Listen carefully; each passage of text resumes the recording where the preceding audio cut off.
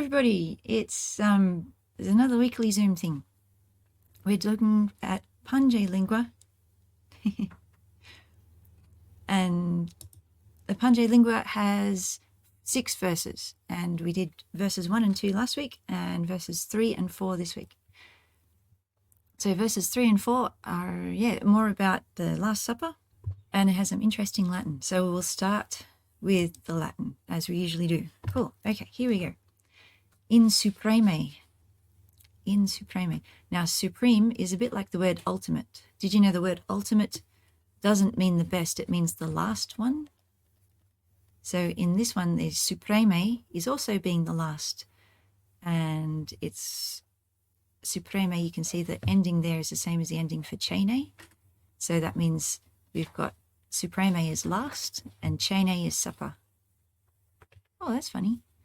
Usually chene is spelt with an O-E instead of an E. So you might see it spelt C-O-E-N-A-E as well. But C-E-N-A-E is a little bit easier. Okay, nocte. Nocte is the night. So if you rearrange this to match the English, it would be in nocte, supreme chene. Yeah, nox. Nox is the word for night. So nocte is one of the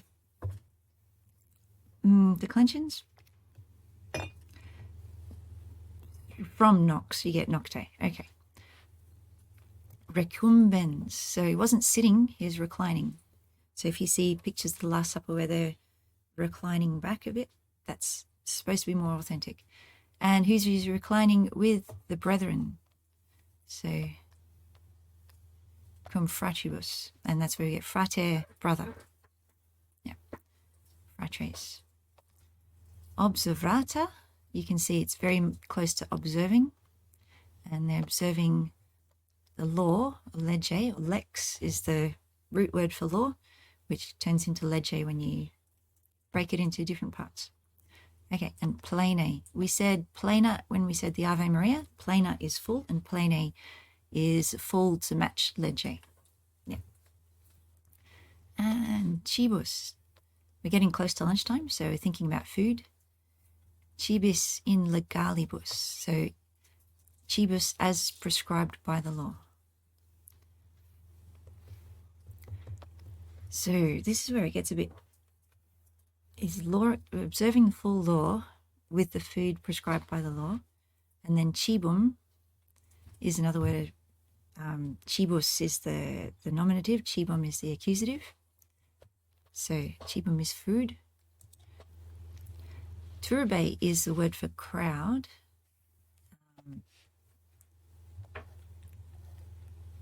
In science, when we're doing mixtures, if something's turbid, it's full of sand or dust. Yeah. Duodene. You see the duo is the 2, and dene somehow makes it into 12. So duodene is to do with the 12 apostles. Se is a little pronoun meaning himself. And we've got dat again. I think we've had dat recently. Dat is gives. So da is give, like telling someone to give, and dat is he gives or she gives or it gives. And it doesn't say what he gives would be the accusative thing, so he gives food. And this is one of the dative or ablative ones, so it's how he gives, it's with his hands, with his own hands. Okay, so on the night of that Last Supper, seated, I'm remembering the Edward Caswell translation, seated with his chosen band, he, the paschal victim eating, first fulfills the law command, then as food to his disciples gives himself with his own hand. Maybe I'll stick with the poetic translations rather than trying to piece them together, because we have all the pieces here, but if we don't know all the grammar, then it doesn't quite come into a full sentence. It makes enough sense to keep going? Okay. The next bit, if we know John's Gospel, we know verbum caro factum est from the last Gospel. Verbum caro is the word, and caro is the flesh. Factum est is made flesh. So they translate this as the word made flesh usually, even though it doesn't quite have the word made in that two-word thing. Yeah. But verbum is word, and caro is to do with carnis, carnivore, flesh. Panem is bread. And see the M on the end, so it's probably accusative case. And it's the true bread, verum. And then we have verbo is the, what's it called? The indirect object case. So he's mucking around with this. So you have verbum caro panem verum, verbo canem efficit. So Jesus is the word made flesh is Jesus. And he's, by his word, the word he speaks, this is my body, those words, he's making the bread into his flesh. So he's toying around with the words here. And efficit is the verb here saying it makes or effects. Yeah. Okay. So on to the last line. Fitque. This is where, I haven't updated this. So instead of makes, that should be becomes. Or is made. So, right, is made.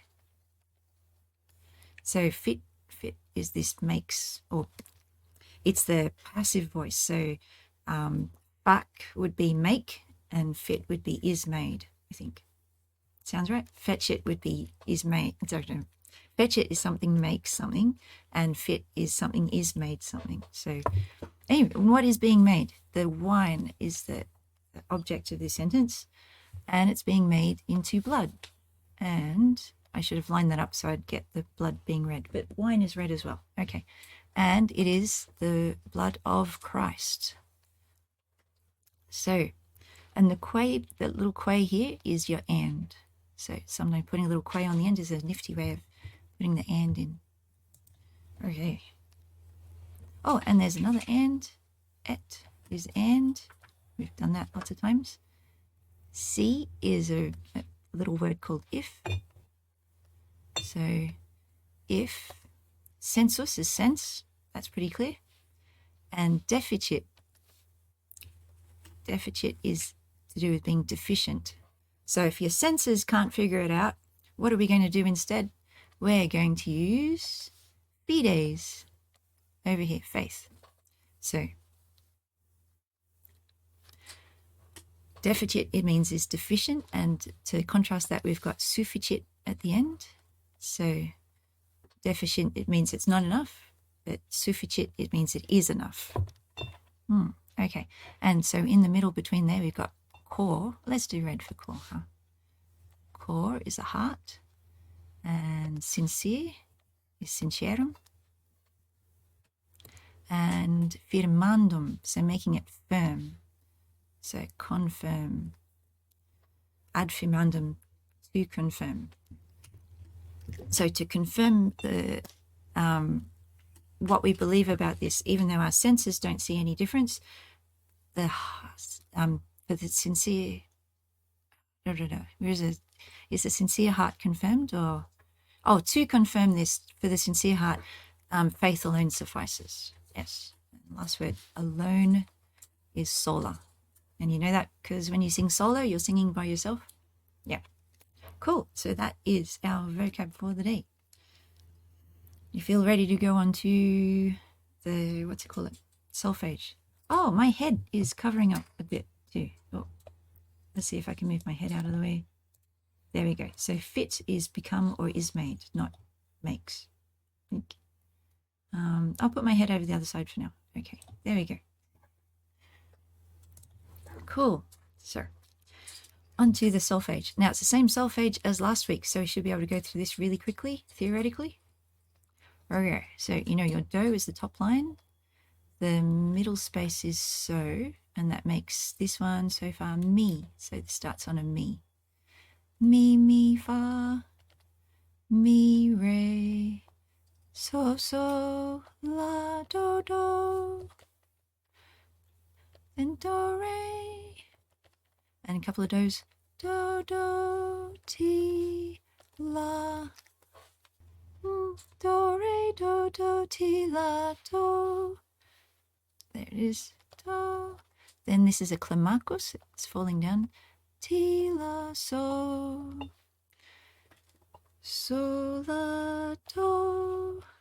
Ti, la, so, la, so. So we got a la, so again. La, so. La, ti, so, so, mi, la, la, re. And second line, mi, so, so, mi, so, la, la, so, la, ti, so, la, sol, fa, mi, re, mi. I think last week I was saying what mode this was because it's ending on a mi. And I forgot to check it out. Maybe if I edit the video, I'll say the mode is, and put the mode in here. Okay. And it's the same tune, so we'll sing through the whole thing. Okay. Yeah, let's sing from the beginning. Starting over here. In supreme nocte cene recombens cum fratribus observata lege plene cibis in legalibus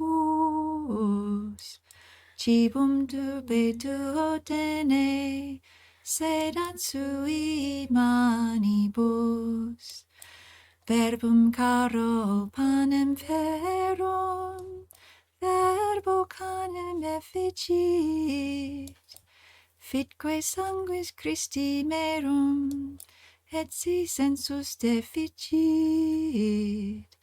ad firmandum cos sincerum sola fide sufficit. There we go. And that's all set up for the last two verses, which are the famous verses.